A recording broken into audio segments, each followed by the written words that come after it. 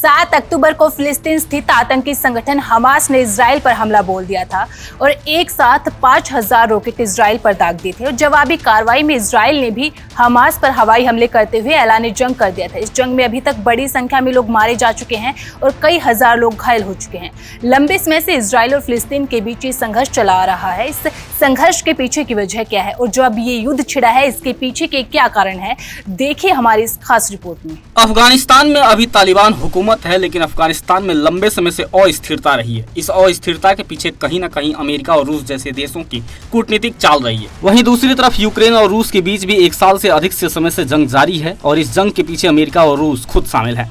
अब आप सोच रहे होंगे कि तालिबान, अफगानिस्तान, अमेरिका, रूस का जिक्र क्यों कर रहे हैं, क्योंकि इस समय इजराइल और फिलिस्तीन के बीच जंग जैसे हालात बने हुए हैं और इस जंग के पीछे कहीं न कहीं अमेरिका और चीन का अप्रत्यक्ष रूप से हाथ है।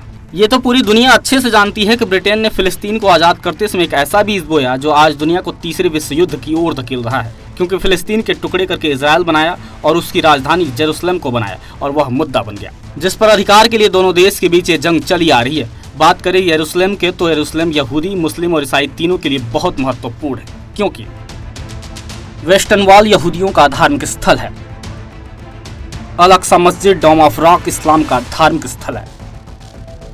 ईसाइयों के मुताबिक क्रूसिफिकेशन और लास्ट सपर यरूशलेम में हुआ था, लेकिन इस बार गलती फिलिस्तीन की सरजमी से आतंकी संगठन हमास ने कर दी है और इसका बदला लेने के लिए इजराइल ने जंग ऐलान कर दिया है। हालांकि इस जंग में ऐसे घातक हथियारों का इस्तेमाल किया जा रहा है जो कि अमेरिका और ईरान ने इन दोनों देशों की तरफ से मुहैया कराए हैं। लेकिन एक तरफ जहां ये देश शांति की अपील कर रहे हैं तो वहीं दूसरी ओर पर्दे के पीछे से हथियारों को बेच कर दोनों के बीच जंग करा रहे हैं और हथियारों को बेच कर विकसित देश अपना मुनाफा भी कमा रहे हैं।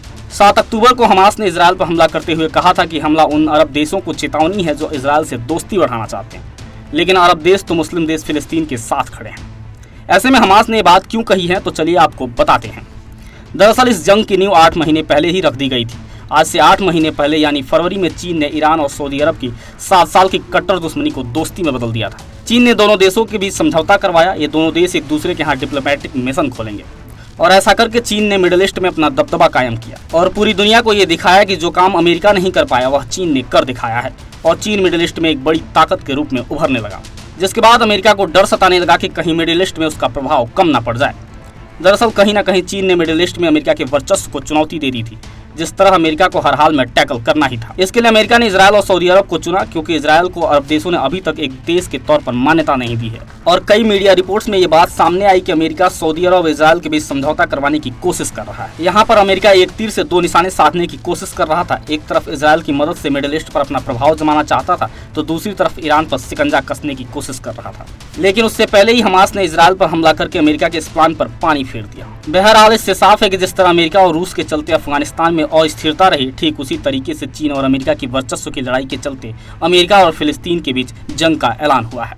देश और दुनिया की हर बड़ी खबर के लिए सब्सक्राइब करें नवतेज टीवी और पल पल के अपडेट्स के लिए बेल आइकन को दबाना ना भूलें, क्योंकि आपकी खबरों का भरोसेमंद साथी है नवतेज टीवी।